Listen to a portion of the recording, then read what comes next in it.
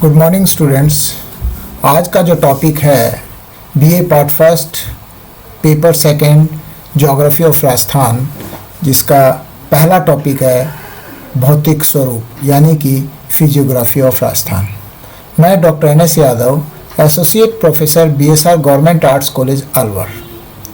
ये राजस्थान ज्योग्राफी का पहला और इम्पोर्टेंट टॉपिक है, जिसके आधार पर दूसरे टॉपिक्स भी समझ में आएंगे। राजस्थान का क्षेत्रफल काफ़ी अधिक होने के कारण इसका धरातल सर्वत्र समान नहीं है। कहीं पर पहाड़ी क्षेत्र है, कहीं पर मैदानी क्षेत्र है, कहीं पर रेगिस्तानी है, कहीं पर कृषि योग्य भूमि है। तो राजस्थान विश्व के प्राचीनतम भूखंडों का अवशेष है। प्राचीन काल में या प्रागैतिहासिक काल में विश्व दो भूखंडों अंगारा लैंड और गोंडवाना लैंड में विभाजित था। इन दोनों भूखंडों के मध्य तैथिस सागर था। तो इसमें मैंने पहले भी बताया था कि ये बीच में यहाँ पर तैथिस सागर था और इधर अंगारा लैंड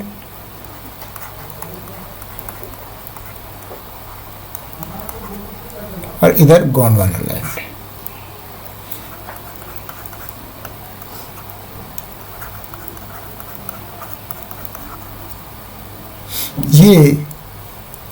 ये जो राजस्थान का अधिकांश जो पश्चिम व उत्तर पूर्वी भाग है वो तैथिस सागर का अवशेष माना जाता है। ये जो नॉर्थ, साउथ, ईस्ट और वेस्ट यानी कि जो पश्चिमी भाग है ये वाला और उत्तर पूर्वी भाग, ये जो है ये तैथिस सागर के अवशेष हैं।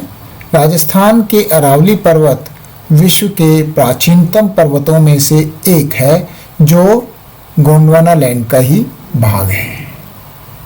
इसमें जो धीरे एक एक लाइन में इंपॉर्टेंट क्वेश्चन है।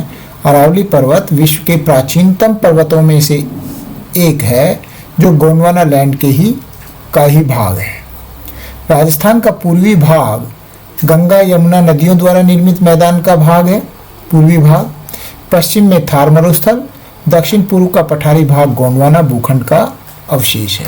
अतः राजस्थान की स्थलाकृति में हर प्रकार की प्राकृतिक रचना दृष्टिगत होती है।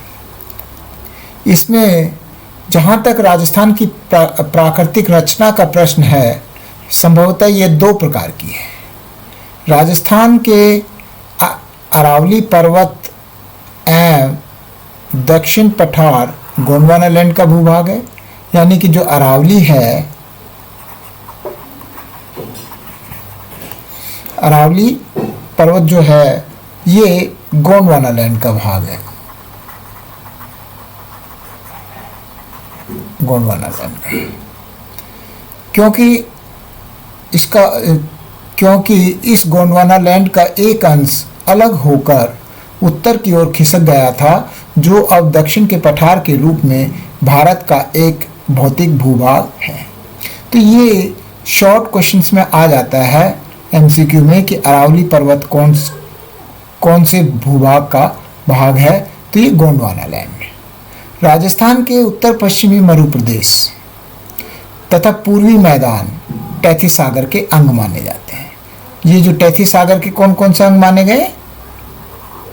राजस्थान के उत्तर पश्चिमी मरु प्रदेश तथा पूर्वी मैदान, जो कालांतर में नदियों द्वारा लाई गई तलछट या मिट्टी के जमाव द्वारा उसको ढक दिया गया है। राजस्थान के पूर्वी मैदान स्पष्टतः गंगा यमुना नदियों द्वारा निर्मित है। पूर्वी मैदान,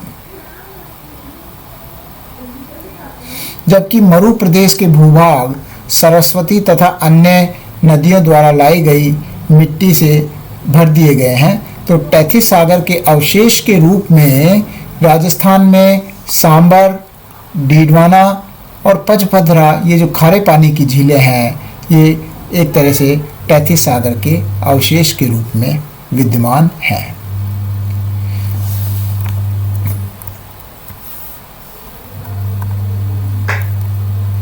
वर्तमान में भौतिक स्वरूप के आधार पर राज्य को निम्न भौतिक विभागों में बांटा गया है।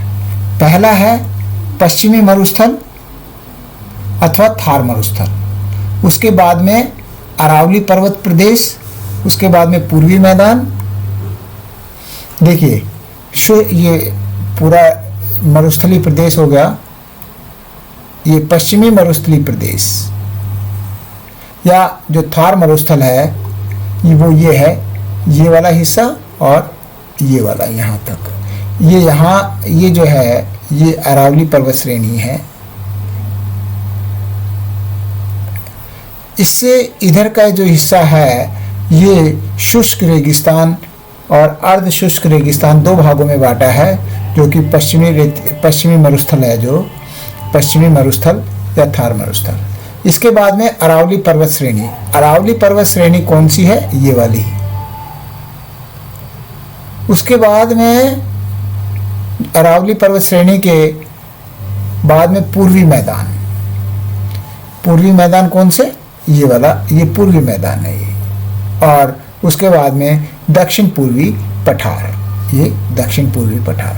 इस प्रकार से ये चार भागों में विभाजित किया है। अब इसमें चार भागों में देखिए, पश्चिमी रेतीला मैदान या शुष्क पश्चिमी रेगिस्तान जो है उसको दो भागों में विभाजित किया। एक तो ये है शुष्क रेगिस्तान और दूसरा है अर्ध शुष्क। ये दोनों भाग हैं, ये पश्चिमी मरुस्थल या थार मरुस्थल या पश्चिमी रेतीले मैदान का भाग है। अब इसमें रेतीला मैदान राजस्थान के बहुत बड़े भूभाग पर अरावली श्रेणी के उत्तर पश्चिम में, देखिए अरावली श्रेणी कौन सी है? ये वाली, ये अरावली श्रेणी है।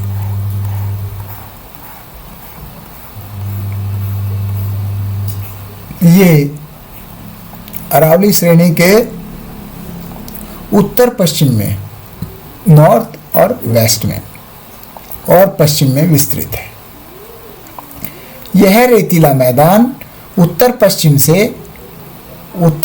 से और दक्षिण पूर्व की ओर, उत्तर पश्चिम से, ये उत्तर पश्चिम किनारे से, और दक्षिण पूर्व, ये दक्षिण पूर्व, ये वाला जो हिस्सा है ये लगभग 640 किलोमीटर फैला है।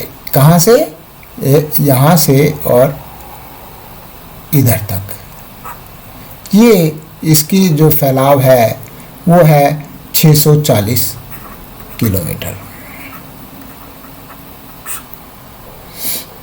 तथा पश्चिम से पूर्व की ओर, पश्चिम से पश्चिमी भाग से और पूर्व की ओर यहाँ तक ये लगभग 300 किलोमीटर फैला है। तो इसका जो एक्सपेंशन है उत्तर पश्चिम से दक्षिण पूर्व की ओर लगभग 640 किलोमीटर तथा पश्चिम से पूर्व की ओर लगभग 300 किलोमीटर। ये बहुत इंपॉर्टेंट है, आपको इसका डायमेंशंस याद करना है। इसका जो टोटल एरिया है 1.7 लाख स्क्वायर किलोमीटर है। एक 1.75 लाख वर्ग किलोमीटर। ये इसमें मैंने 1,75,000 वर्ग किलोमीटर। इसकी पूर्वी सीमा उदयपुर जिले के उत्तरी शीर्ष तक अरावली श्रेणी के पश्चिमी उप पर्वतीय खंड द्वारा तथा इसके बाद में 50 सेंटीमीटर की संवर्षा रेखा द्वारा महान भारतीय जल विभाजक द्वारा अंकित है। यानी कि यहाँ पर ये जो उदयपुर है, ये इधर उदयपुर है, उदयपुर और उसके बाद में ये जो अरावली पर्वत श्रेणी, ये जो है 50 सेंटीमीटर की समवर्षा रेखा है। ये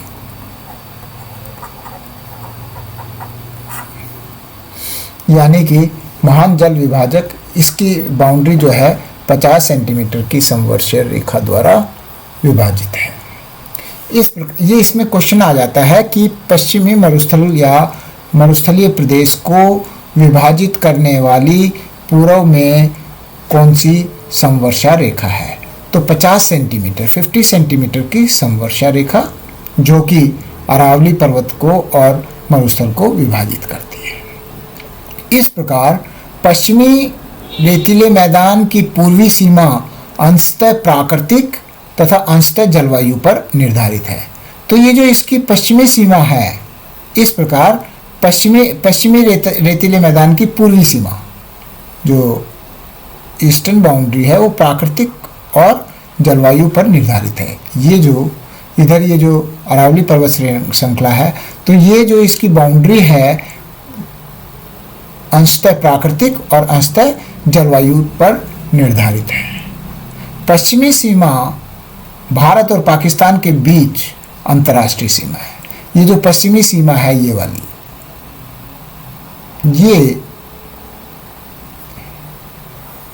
ये जो है पाकिस्तान के साथ, यहाँ पाकिस्तान है,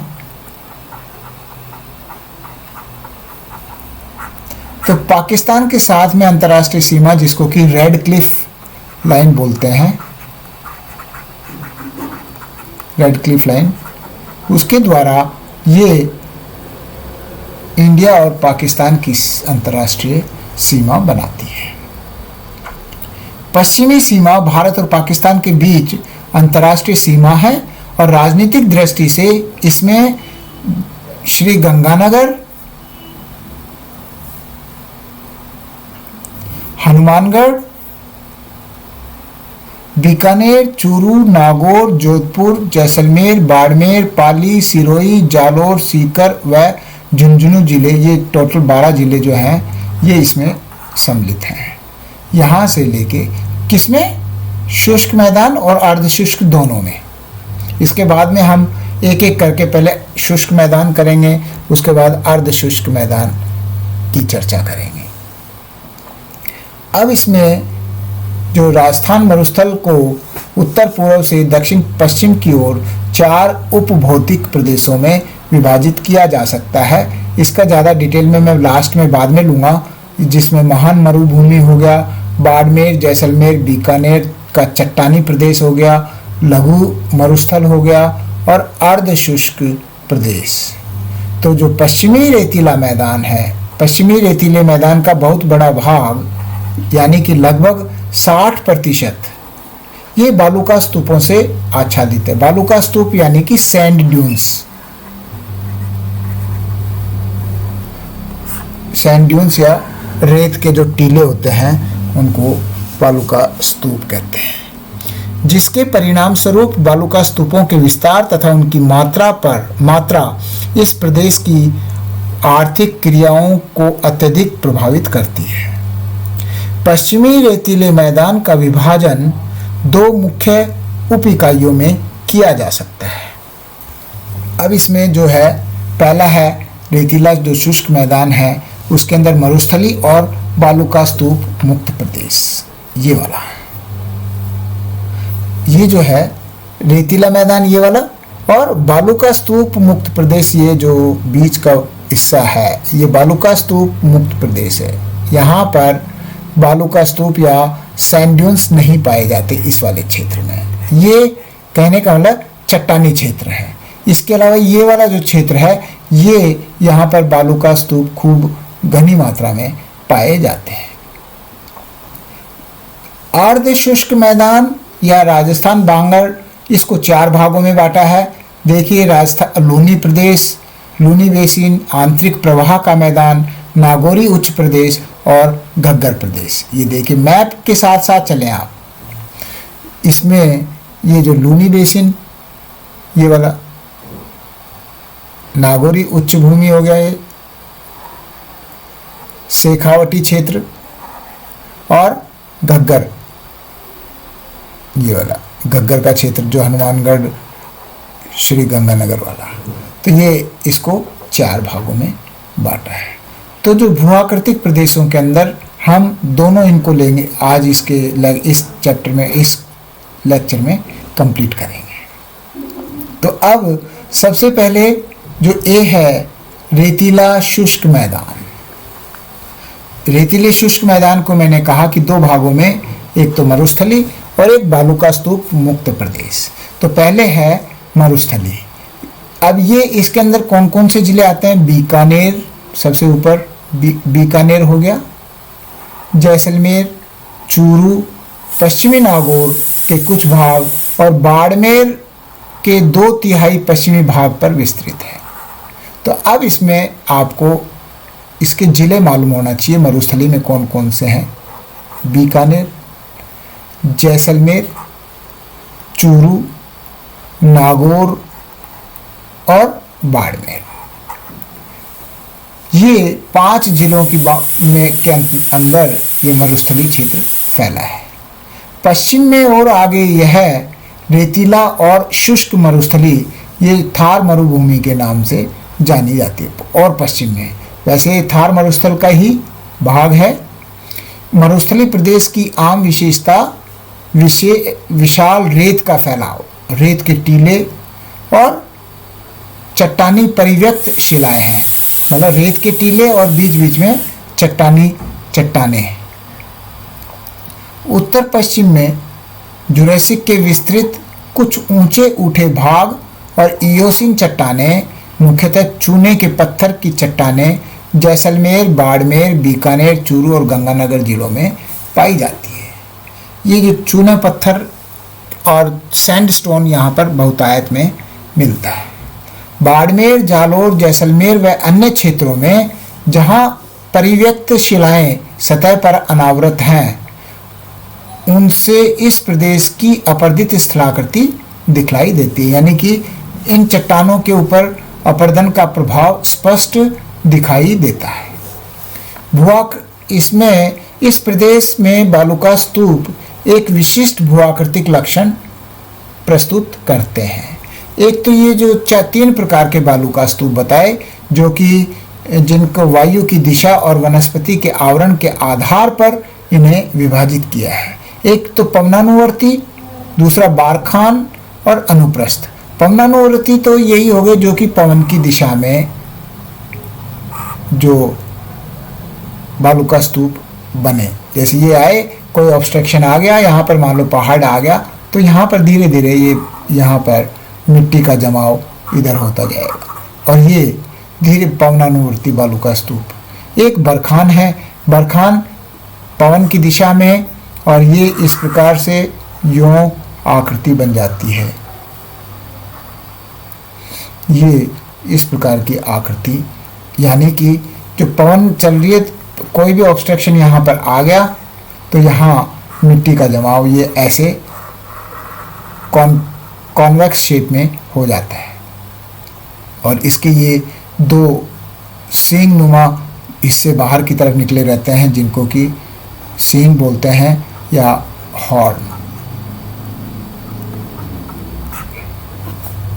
और एक अनुप्रस्थ बालूका स्तूप पवन की दिशा के समकोण पर इस प्रकार से समकोण पर ऐसे। तो ये 3 प्रकार के बालूका स्तूप पाए जाते हैं। अब इसमें पवनानुवर्ती बालूका स्तूप या लॉन्गिट्यूडिनल, ये स्तूप मैदानी भाग के दक्षिण तथा पश्चिमी भाग में पाए जाते हैं, लेकिन बाड़मेर और जैसलमेर जिले में ये अधिकतर दृष्टिगोचर होते हैं। इस प्रकार के स्तूपों में लंबी दूरी वायु की दिशा के समानांतर होती है। बरखान ये भी पवनानुवर्ती टाइप के ही बालूका स्तूप हैं और ये स्तूप श्रृंखलाबद्ध तरीके से मिलते हैं लगातार, और ये गतिशील होते हैं, एक स्थान से दूसरे स्थान पर इनका ये चलते रहते हैं। ये मरुस्थली के उत्तरी भाग में पाए जाते हैं। अनुप्रस्थ बालूका स्तूप जो हैं वायु की दिशा के समकोण पर बनते हैं, जैसा मैंने बताया, और ये मरुस्थली प्रदेश के पूर्वी तथा उत्तरी भागों में पाए जाते हैं। ये तो इस प्रकार से 3 प्रकार के बालू का स्तूप इस मरुस्थलीय प्रदेश में पाए जाते हैं। इसके बाद में जो दूसरा इसका मरुस्थलीय के बीच का हिस्सा है, जो कि बालू का स्तूप मुक्त प्रदेश, जो कि चट्टानी प्रदेश है, ये जैसलमेर के चारों तरफ, जैसलमेर के चारों तरफ लगभग 65 किलोमीटर क्षेत्र पर पोखरन तहसील के आधे भाग पर तथा फलोदी तहसील के पश्चिमी और दक्षिण पश्चिमी भागों पर फैला हुआ है। ये लगभग 65 किलोमीटर का एरिया है इसका, जो कि जोधपुर के, जो कि पोखरन और फलोदी तहसील में फैला हुआ है। चूना पत्थर और बलुआ पत्थर यानी कि सैंडस्टोन चट्टानें इस क्षेत्र में बहुतायत में पाई जाती है। जैसलमेर नगर जुरैसिक बालू पत्थरों से निर्मित चट्टानी मैदानों पर स्थित है।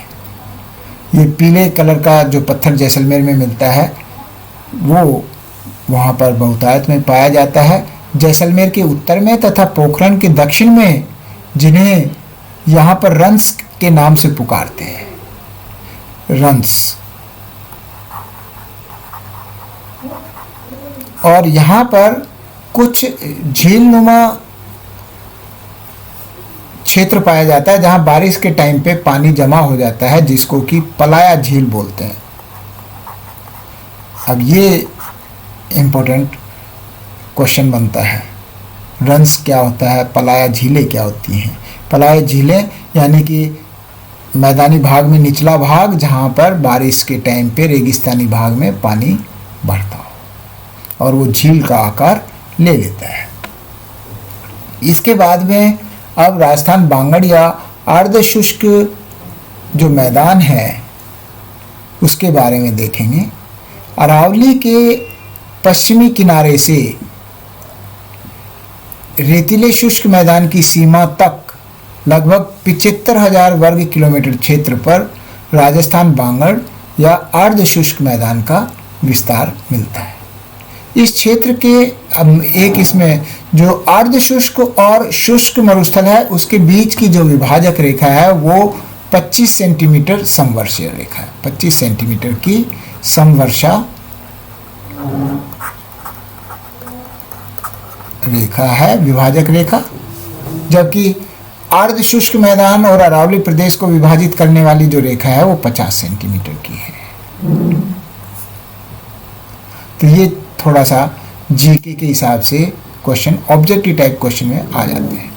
इस क्षेत्र के उत्तर में घग्गर नदी का क्षेत्र है, जो कि श्री गंगानगर और हनुमानगढ़ जिले में है। उत्तर पूर्व में शेखावटी क्षेत्र तथा दक्षिण पूर्वी भाग में लूनी नदी अपनी सहायक नदियों के साथ फैली है, जिसमें जोधपुर तथा बाड़मेर के अधिकांश भाग तथा पाली, जालोर और सिरोही जिले के पश्चिमी भाग विस्तृत है। अब इसको राजस्थान बांगड़ या अर्ध शुष्क मैदान को 4 भागों में बांटा है। सबसे नीचे वाला भाग है जहाँ लूनी नदी बहती है, उसको लूनी बेसिन बोलते हैं या गोडवार प्रदेश। अजमेर की दक्षिण पश्चिमी अरावली श्रेणी से लूनी नदी निकलकर दक्षिण पश्चिम की तरफ बहती है, जिसमें अरावली के तीव्र उत्तर पश्चिमी ढालों पर बहने वाली कई छोटी छोटी नदियां आकर इसमें मिलती हैं। लूनी और इसकी सहायक नदियां जोधपुर जिले के दक्षिण पूर्वी भाग, पाली, जालोर और सिरोही जिले में बहती है। जोधपुर जिले के दक्षिण पूर्वी भाग, पाली, जालोर, सिरोही जिलों में बहती है। तो ये लूनी जो नदी है इसके ऊपर आ जाता है इस कौन कौन से जिले से ये बहती है। तो जोधपुर हो गया, पाली हो गया, जालोर और सिरोही, ये आपको जिले जरूर याद रखने हैं। लूनी आवा क्षेत्र यानी कि जो उसका कैचमेंट एरिया है वो 34,886 वर्ग किलोमीटर है। इसके अलावा पश्चिमी राजस्थान का सभी बाकी क्षेत्र आंतरिक प्रवाह का क्षेत्र है। लूनी नदी और उसकी सहायक कौन कौन सी नदियां? खारी और जवाई। लूनी की सहायक नदी कौन सी होगी? लूनी नदी जो है इसकी खारी नदी और जवाई नदी, जवाई बांध है इस पे, जवाई नदी के दक्षिण की ओर स्थलाकृति यह इंगित करती है कि प्रारंभिक भू आकृतिक क्रियाएं जलोढ़ थी जिन्होंने इस क्षेत्र को परतदार चट्टानों को काटा है, परंतु वर्तमान में वायु क्रियाएं अधिक प्रभावी हैं, यानी कि वायु द्वारा अपरदन अधिक प्रभावी है क्योंकि यहाँ पर पानी बहुत कम पाया जाता है, शुष्क अर्ध शुष्क क्षेत्र है। दक्षिण पश्चिमी हवाओं ने जलोढ़ मैदानों और पहाड़ी ढालों के विपरीत बालू का जमाव कर दिया है। इस क्षेत्र की स्थलाकृतियों में पहाड़ियाँ तीव्र ढाल वाली तथा विस्तृत कांपीय मैदान मिलते हैं। कांपिया यानी कि चिकनी मिट्टी वो पाई जाती है, चिकनी और बालू मिट्टी। पश्चिमी कांपीय मैदान और पादगिरी के दक्षिण पश्चिमी भाग वायु द्वारा लाई गई बालू के जमावों से ढके हुए हैं। तो इस क्षेत्र में लूनी नदी की दो सहायक नदियां खारी और जवाई बहती हैं, ये आपको याद रखना है। अब इसके बाद में दूसरा है शेखावटी भूभाग। राजस्थान पांगड़ में राजस्थान की उत्तर पूर्वी सीमा तक लूनी बेसिन के उत्तर में आंतरिक जल प्रवाह का मैदान विस्तृत है। इसकी पूर्वी सीमा 50 सेंटीमीटर की समवर्षा रेखा से निर्धारित होती है। अरावली श्रेणी इस प्रदेश में दक्षिण से उत्तर तक फैली है, जो इसको दो भागों में विभाजित करती है। एक तरफ उत्तर में शेखावटी रेतीला मरुस्थल और दूसरी तरफ दक्षिण और दक्षिण पूर्व में जयपुर के उपजाऊ मैदान। इन दोनों के बीच अरावली श्रेणी यहाँ प्राकृतिक सीमा बनाती है। शेखावटी भूभाग की स्थलाकृति उबड़ खाबड़ बालू के टीलों द्वारा परिलक्षित होती है। यहाँ पवनानुवर्ती बालू का स्तूप की अधिकता पाई जाती है। शेखावटी भूभाग के कस्बों में नगरों के समीप बालू का स्तूपों की संख्या एवं उनका आकार बढ़ता गया है, लेकिन अब यहाँ पर जो बालू का स्तूप है वो स्थायी हो गए, यानी कि इनके साथ में वनस्पति का आवरण होने से अब ये गतिशील नहीं है। तीसरा जो है नागौरी उच्च भूमि या नागौरी उच्च प्रदेश। यह प्रदेश दक्षिण पूर्व में अति आर्द्र लूनी बेसिन तथा उत्तर पूर्व में शेखावटी के बीच का अंतर्वर्ती मैदान है। इसकी स्थलाकृति अंतर्वर्ती जल प्रवाह क्रम और नमकीन या खारे पानी की झीलों के कारण एक विशिष्ट भौतिक स्वरूप है। यह प्रदेश बंजर और रेतीला है क्योंकि मिट्टी में सोडियम नमक पाया जाता है, सोडियम नमक पाया जाता है। पर्वतसर के अलावा कहीं भी पहाड़ियाँ दिखाई नहीं देती हैं। कुछ छोटी छोटी पहाड़ियाँ नावा तहसील में जो अजमेर तक विस्तृत हैं वहाँ भी पाई जाती हैं। नागौर, मंडवा और मेड़ता, नागौर, मंडवा और मेड़ता के समीपवर्ती क्षेत्र बालू का स्तूप मुक्त है, यहाँ बालू का स्तूप नहीं पाए जाते। इस प्रदेश की समुद्र तल से औसत ऊंचाई 300 मीटर से और 500 मीटर है। भूदृश्य कई निम्न गर्तों से परिपूर्ण है तथा कई छोटे छोटे बेसिन जयपुर जोधपुर क्षेत्र के नज़दीक पाए जाते हैं। इस प्रदेश की महत्वपूर्ण जो खारे पानी की झीलें हैं सांबर, डेगाना, कुचामन और डीडवाना, ये 4 खारे पानी की झीलें हैं, सांबर, डेगाना, कुचामन और डीडवाना। इस पे जो खारे पानी की झीलों के ऊपर कोई ना कोई ऑब्जेक्टिव टाइप में क्वेश्चन पूछ लिया जाता है। इसके बाद में चौथा जो है घग्गर मैदान। यह प्रदेश गंगानगर जिले के 3/4 भाग पर विस्तृत है। घग्गर जो नदी है, घग्गर नदी सरस्वती, चौतांग और सतलज नदियों द्वारा हिमालय पदस्थलों के शिवालिक से लाकर जमा की गई जलोढ़ सामग्री द्वारा यह मैदान निर्मित हुआ है। तो इसलिए ये जो गंगानगर और हनुमानगढ़ का क्षेत्र है, ये बहुत ही उपजाऊ क्षेत्र है।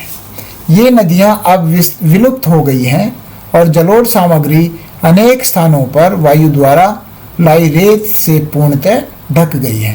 यानी कि जो जलोढ़ मिट्टी है उसके ऊपर भी बालू मिट्टी का आवरण आ गया है। इसलिए अब यह प्रदेश एक रेतीला मैदान है जिसमें बालू का स्तूप और छोटी छोटी बालू की पहाड़ियां बिखरे हुए रूप में मिलती हैं। इनमें से कुछ बालू का स्तूप गतिशील हैं, लेकिन अधिकांश स्थायित्व या स्थिर हो गए हैं। इस प्रदेश में घग्गर नदी के अलावा और कोई नदी नहीं पाई जाती। इस नदी के पाट को जो राजस्थान में नाली के नाम से जाना जाता है, साफ, चिकनी, काली और सख्त मिट्टी के रूप में देखा जा सकता है। घग्गर नदी अपने प्राचीन पेटे में ही बहती है। आज की जो घग्गर नदी है वो वैदिक साहित्य की सरस्वती नदी है। तो ये भी एक इम्पोर्टेंट क्वेश्चन बनता है कि सरस्वती नदी जो है उसको आज कौन सी नदी के द्वारा इंगित किया जाता है। तो घग्गर नदी जो है वो सरस्वती नदी को रिप्रेजेंट करती है। तो ये जो भौतिक स्वरूप जो है, भौतिक स्वरूप, इसके अंदर नक्शा आपको बनाना पड़ेगा और ये राजस्थान के भौतिक स्वरूप का विभाजन जो मैंने बताया है इसको आपने बहुत अच्छे से करना है। ये मतलब ये फर्स्ट पार्ट है। इसके बाद में सेकंड पार्ट का वीडियो भी बनाऊंगा जिसके अंदर अरावली प्रदेश और पूर्वी मैदान और इनकी चर्चा करूंगा। तो ये भौतिक राजस्थान के भौतिक स्वरूप का पार्ट फर्स्ट है वीडियो है, जिसमें कि आपको पश्चिमी मरुस्थलीय क्षेत्र के बारे में चर्चा की है। ये लेक्चर यहीं समाप्त होता है। छात्रों, आपको ये लेक्चर समझ में आया होगा। इसके आप साथ के साथ नोट्स बनाते चलें जिससे कि आपको याद करने में आसानी रहेगी। Thank you. जय हिंद, जय भारत।